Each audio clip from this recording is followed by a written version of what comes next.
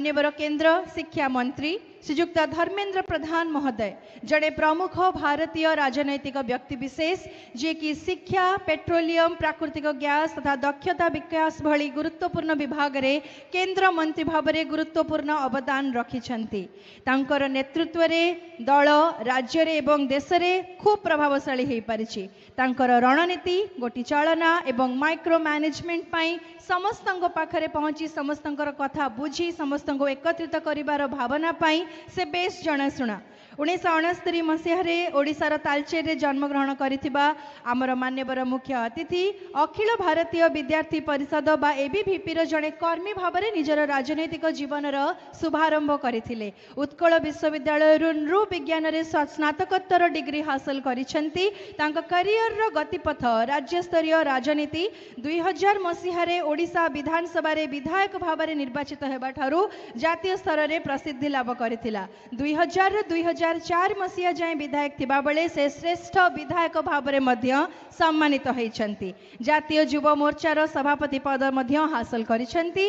तृणमूल स्तर रे कर्मी को एकाठी करिबा सांगठनिक दक्षता पाई से जनाशुना। वर्तमान 18तम लोकसभा रे संबलपुर निर्वाचन मंडली आपण प्रतिनिधित्व करुछंती। मंत्री भाव में सफलता आपणकर अनेक गुरुत्वपूर्ण रही। आपण अनेक नीतिगत संस्कार और प्रमुख पदक्षेप ग्रहण करिछंती।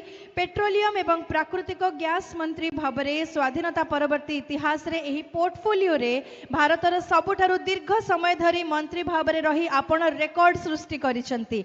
सबुठारु उल्लेखनीय सफलता रही प्रधानमंत्री उज्ज्वला योजनार सफल रूपायन जहाँकि निम्न आयकारी परिवार माँ मानंकु महिलांकु मागणा एलपीजी संजोग प्रदान करिछि। ग्रामीण भारत रे स्वच्छ शक्ति प्रवेश को उल्लेखनीय भाव में विस्तार करिछि।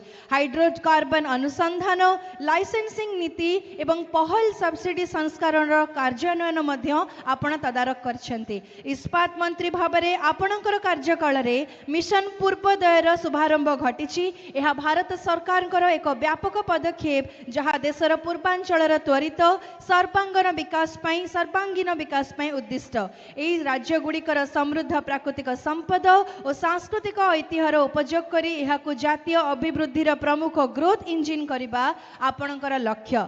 शिक्षा मंत्री भाव में आपणकर प्राथमिक लक्ष्य हेउची जातीय शिक्षा नीति बा नेशनल एजुकेशन पॉलिसी 2020 रो देशव्यापी कार्यान्वयन।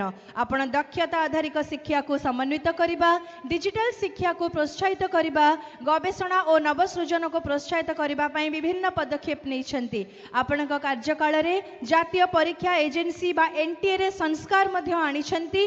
प्रवेश परीक्षा को उन्नत करबा पई मध्य प्रयास करछंती। डिजिटल शिक्षा को गुरुत्व दे पीएमई विद्या आरंभ करिसेंती। आपण टीवी चैनल रेडियो और इंटरनेट माध्यम रे पिलांको किपरि उच्च स्तर उन्नत मानर शिक्षा प्रदान करा जिवो एथिपाई मध्य आपण यथेचिष्ट प्रयास करछंती।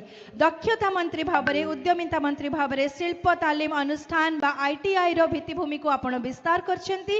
व्यक्तिगत क्षेत्र सहभागी सहयोग माध्यम रे भारतर युवपीढ़ी को शिल्प और उद्योगी पाई अधिक प्रस्तुति पाई आपण अनेक व्यवस्था कार्यकारी करछंती। सामग्रिक भाव में कहबाकू गले आपणकर सूक्ष्म परिचालना सामाजिक राजनैतिक मेंट गठन करिवार क्षमता कर्मी को नेकी समग्र दल को सशक्त करबा शासन एवं कल्याण विषय रे प्रचार पाई आपण बेस जनाशुना रहिछंती। आपणकर करियर मंत्री भाव में प्रभावशाली शासन और सांगठनिक व्यापार रे बेस तीक्ष्ण राजनैतिक रणनीतिर मिश्रण को प्रतिफलित करे। आपण को समसामयिक भारतीय राजनीति रे एक प्रमुख व्यक्तित्व भाव में आम समस्त सम्मानित करुचु। आपणकर जोरदार करताली भितरे आजिर मान्यवर मुख्य अतिथि मान्यवर केंद्र शिक्षा मंत्री श्रीयुक्त धर्मेंद्र प्रधान महोदय को आसंतु स्वागत करिबा।